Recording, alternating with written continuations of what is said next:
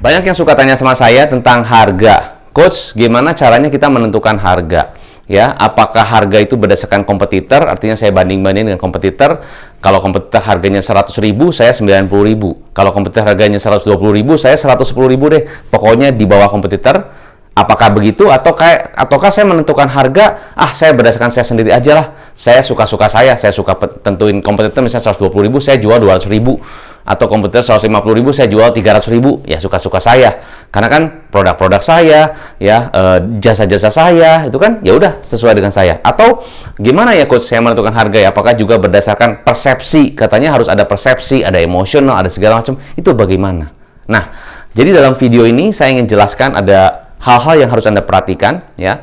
Khususnya adalah begini, kalau Anda menentukan harga ya, Anda harus lihat adalah fungsional dan emosionalnya. Jadi setiap produk, setiap jasa itu pasti ada fungsional dan emosional. Anda tahu bedanya fungsional dan emosional ya. Nah, kalau contohnya misalnya kacamata nih. Kalau kacamata secara fungsional apa? Secara fungsional mungkin ya memang bagus ya, lensanya, mungkin ada ketahanannya, bahannya, lalu juga mungkin di situ ada UV protection ya.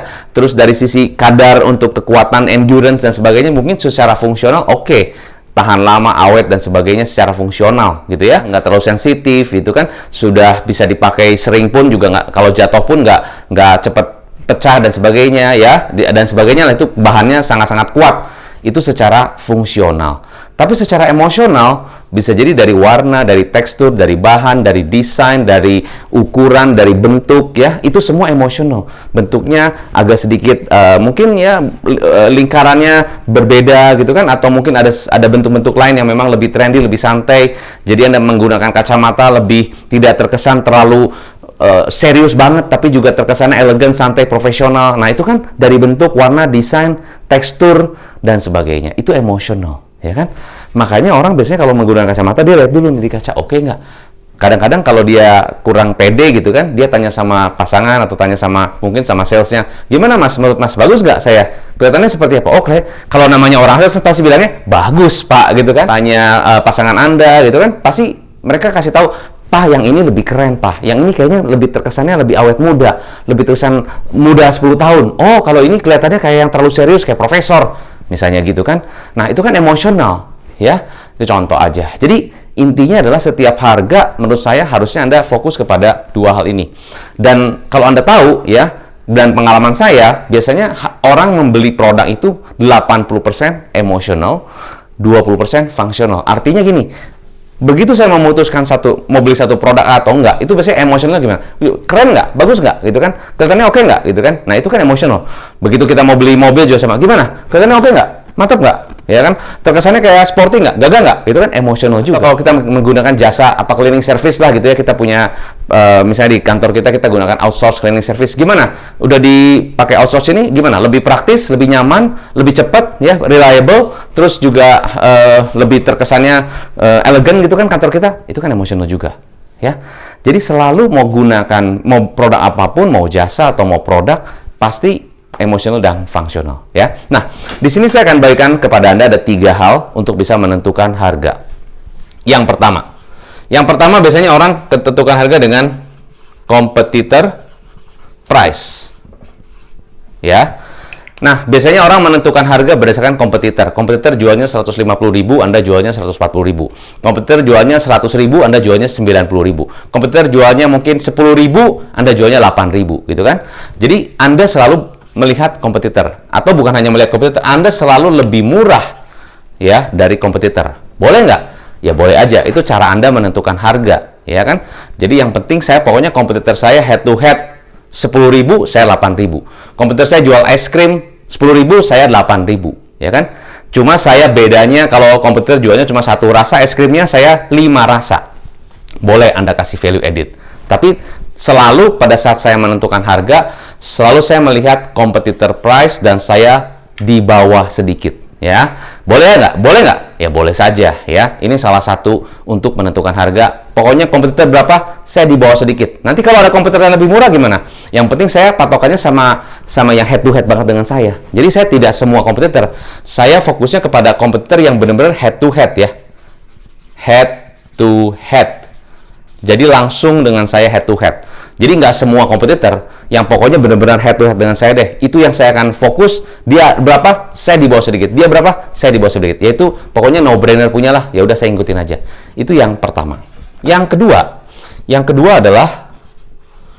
saya sebut adalah perception based price.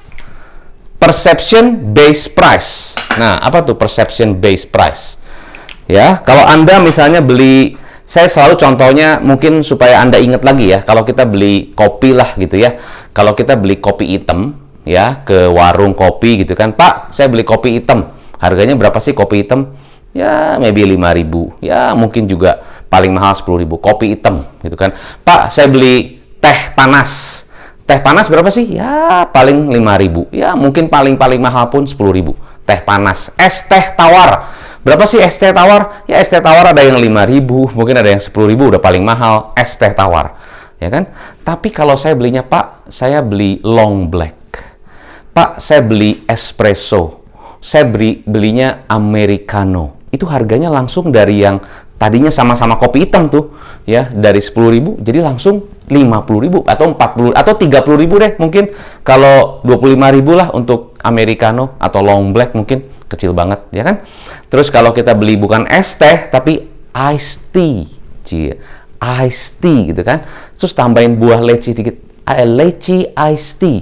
Wah, itu harganya langsung 25.000, ya kan? 28.000 tergantung suasana, tempat dan sebagainya. Leci iced tea. Padahal es teh pakai leci sedikit mungkin 15.000 mungkin gitu kan. Terus apa lagi? Saya beli jeruk murni. Jeruk murni ya nggak pakai gula, nggak pakai es gitu kan, murni paling 15.000. Tapi kalau jus pure 100% Sunkist and vitamin C, wah langsung 35.000. Itu perception based price. Jadi artinya apa? Anda gunakan persepsi emosional, bisa dari language, bahasa yang tadinya bahasa Indonesia jadi bahasa Inggris, mungkin karena di bahasa Inggris dengan persepsi 100% Sunkist, bener-bener fresh gitu kan, terus ada warnanya fresh gitu kan, langsung persepsinya, wah ini kayaknya premium punya, gitu kan? Bisa jadi begitu ya. Atau kalau saya lihat misalnya ada satu sepatu made in lokal tapi namanya keren misalnya gitu kan, Johnson, wah misalnya gitu kan, atau apalah lebih keren, Milano gitu misalnya. Jadi padahal lokal tapi namanya nama Itali, namanya nama French, namanya nama Belanda misalnya gitu kan, dan sebagainya. Padahal merek lokal. Tapi basically itu adalah persepsi. Tidak ada yang salah. Bukannya saya underestimate atau bukannya saya membuat nama-nama yang tertentu jadi murah, enggak ya. Tapi ini persepsi semua. Misalnya gini, saya akan kirim proposalnya ya. Saya akan kirim proposalnya gitu kan. Diganti dengan I will give you my program mechanism. Udah lain. Saya kasih ya brosurnya. Saya kasih ya brosurnya. I will send you the product catalog. Beda kan persepsi. Jadi perception base.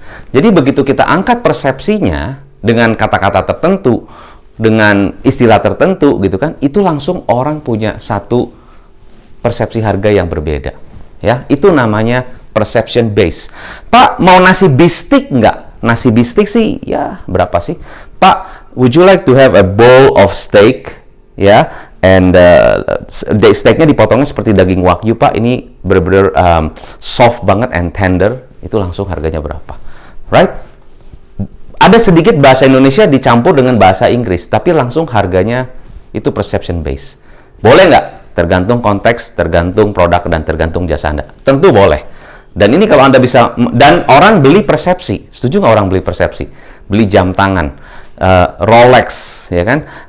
Persepsinya apa? Bukan cuma fungsional, ya, cuma lihat jam. Basically kalau lihat jam, tinggal lihat handphone langsung bisa tahu jamnya, ya kan? Tahu hari ini jam berapa, atau hari ini saat ini jam berapa, langsung lihat handphone bisa tahu. Tapi basically kalau perception, this watch, ya, itu pernah digunakan salah satu astronot dunia yang pernah menginjakan kakinya di bulan, itu menggunakan jam ini. Wah, persepsi. Tapi bukan hanya persepsi, it's a story. Storytelling itu pun also is a perception, ya kan? Jadi dengan Anda buat perception, harga Anda bisa lebih tinggi. Nasi goreng, fried rice with prawn crackers, kerupuk udang, tapi prawn crackers itu kan langsung persepsinya naik. Perception base. Boleh nggak? Of course boleh. Ya. Apakah semuanya harus dijadiin Inggris? Ya enggak juga. You have a plate of a peanut butter with the nggak usah sampai sebegitunya banget sih gitu kan. Tapi intinya kalau target marketnya Anda orang Indonesia, sedikit mix antara Inggris sama Indonesia itu oke. Tapi kalau target marketnya orang Indonesia, Anda kasih Inggris semua, malah dia bilang, aduh terlalu susah, mahal nggak jadi. Kan gitu. Ya enggak? Jadi Anda harus jangan plek-plek kopi gitu. Kalau gitu saya ubah semua, menu saya bahasa Indonesia, semua jadi bahasa Inggris. Padahal target marketnya orang Indonesia semua. Nggak ada yang makan di restoran Anda nantinya kan gitu ya. Kenapa? Kan aduh, saya nggak ngerti nih. Ya udahlah pindah ke tempat lain yang lebih ngerti. Di sana kayaknya ada ST deh. Jadi balik lagi Anda harus tahu target market Anda. Bukan masalah, wah, nih si coach bilang perception, semuanya ganti, menunya ganti, semuanya ganti pakai bahasa Inggris. Wah, repot kalau begitu. Jangan begitu ya. Salah ya. Tadi saya sudah bahas ya, competitor based price, perception based price ya. Yang ketiga adalah in demand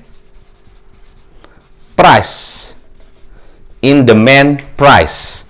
Maksudnya in demand apa? Maksudnya in demand adalah orang lagi cari, orang lagi ada kebutuhan. Mungkin trennya saat ini, trending gitu kan. Misalnya saat ini yang jual ring light itu banyak banget, yang jual lampu untuk bikin konten itu banyak banget. Jadi in demand gitu kan. Bahkan saya lihat beberapa bisnis mereka mulai mengubah. Ya, ada beberapa bisnis yang tadinya mereka bisnisnya adalah sewa kamar kos, dan ada beberapa kamar kos yang masih kosong, mereka ubah jadi studio konten. Banyak orang yang butuh untuk satu ruangan dan mereka butuh untuk tempat bikin konten, gitu kan? Di situ cuma sediain meja, kursi, sama mungkin ring light, ada lampu sedikit, ya kan? Sama tripod dan sebagainya, suruh bikin konten. Nah, itu ternyata in demand. Dan itu ternyata dijual, ya, disewakan. Oke, ruangan-ruangan yang disewakan untuk studio konten.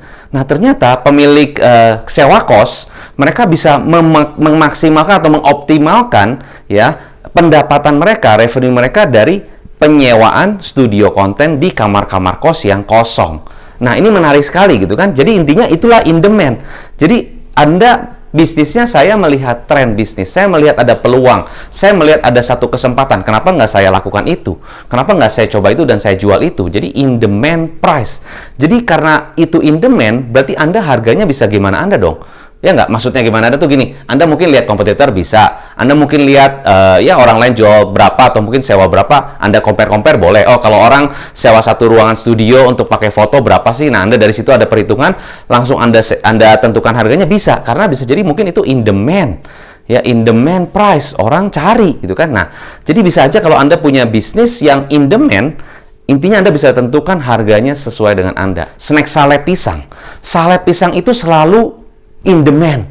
Selalu orang suka, selalu orang cari gitu kan. Sale pisangnya mau yang panjang, yang pendek, yang bulat, yang segala macam lah, itu selalu in demand.